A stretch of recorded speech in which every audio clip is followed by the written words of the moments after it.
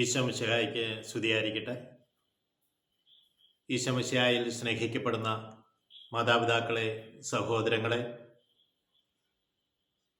പൗലോസ് ശ്ലീഹ തൻ്റെ പ്രേഷ്ഠ പുത്രനായ തിമോത്തിയോസിന് എഴുതിയ ലേഖനം, രണ്ടാം ലേഖനം, 1-ാം അധ്യായം 7-ാം തിരുവചനത്തിൽ നാം കാണുന്നത് ഇപ്രകാരമാണ്: ഭീരുത്വത്തിൻ്റെ ആത്മാവിനെ അല്ല ദൈവം നമ്മൾക്ക് നൽകിയത്,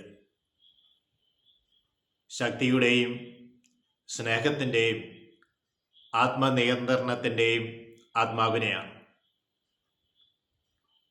നമ്മുടെ കർത്താവിന് വേണ്ടി സാക്ഷ്യം വഹിക്കുന്നതിൽ നീ ലജ്ജിക്കരുത്. അവൻ്റെ തടവുകാരനായ എന്നെ പ്രതിയും നീ ലജ്ജിക്കരുത്. കർത്താവിൻ്റെ ശക്തിയിലും അവിടുത്തെ സുവിശേഷത്തെ പ്രതിയുള്ള ക്ലേശങ്ങളിലും നീ പങ്കുവഹിക്കണം.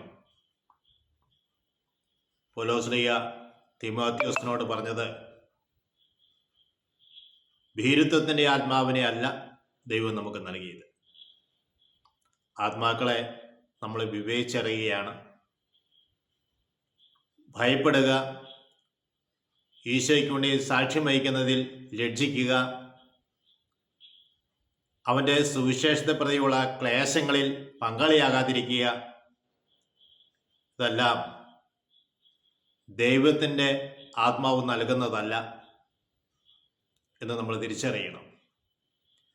ദൈവാത്മാവിനാൽ നയിക്കപ്പെടുന്ന വ്യക്തി ദൈവത്തിൻ്റെ ശക്തിയിലും അതുപോലെ തന്നെ അവിടുത്തെ സ്നേഹത്തിലും നമ്മൾ മുന്നോട്ട് പോകും. ആത്മാവിനെ 3 കാര്യങ്ങൾ ഇവിടെ എടുത്തു പറയുന്നുണ്ട്. 1 ശക്തി, 2 സ്നേഹം, 3 ആത്മനിയന്ത്രണം. ദൈവമേ, ഞങ്ങൾക്ക് പ്രധാനമായും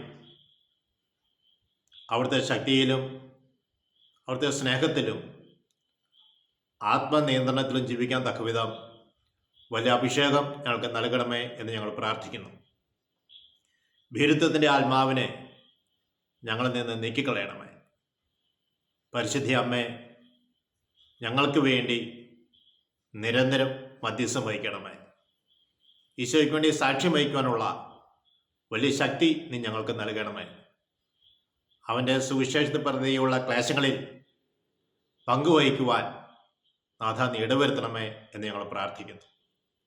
വചനം ശ്രമിച്ചുകൊണ്ടിരിക്കുന്ന എല്ലാ മക്കളുടെ മേലും ഭീരുത്വത്തിൻ്റെ ആത്മാവിനെ നീക്കി ദൈവശക്തിയുടെയും സ്നേഹത്തിൻ്റെയും ദൈവസ്നേഹത്തിൻ്റെയും ആത്മനിയന്ത്രണത്തിൻ്റെയും ആത്മാവിനെ നൽകി അനുഗ്രഹിക്കണമെന്ന് ഞങ്ങൾ പ്രാർത്ഥിക്കുന്നു. ഞങ്ങളുടെ അമ്മയെ ആശ്രയ മാതാവേ, ഞങ്ങൾക്ക് വേണ്ടി വചനം ശ്രമിച്ചുകൊണ്ടിരിക്കുന്ന എല്ലാ മക്കൾക്കും വേണ്ടിയും പ്രത്യേകം മധ്യസ്ഥം വഹിക്കണമേ. പിതാവിനും പുത്രനും പരിശുദ്ധാത്മാവിനും സ്തുതി. ഈശോ മിശിഹായ്ക്ക് സ്തുതിയായിരിക്കട്ടെ.